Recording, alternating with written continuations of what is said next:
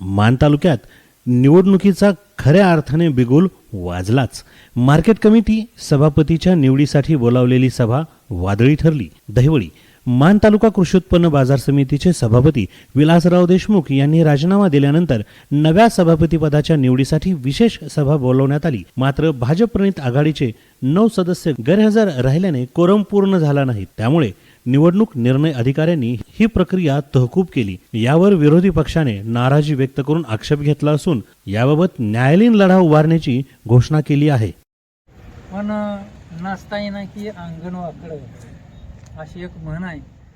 त्याप्रमाणे कोणत्याही परिस्थितीत आज सभा घ्यायची नव्हती असं आमच्या लक्षात आलं. त्यामुळे तिने ती तहकूब केली. हा लोकशाहीचा एक पराभव आहे असं आम्हाला वाटतं. आणि अशा घटना घडू नये तिथून पुढं आणि अन्याय होऊ नये कोणावर अशी आमची भूमिका आहे.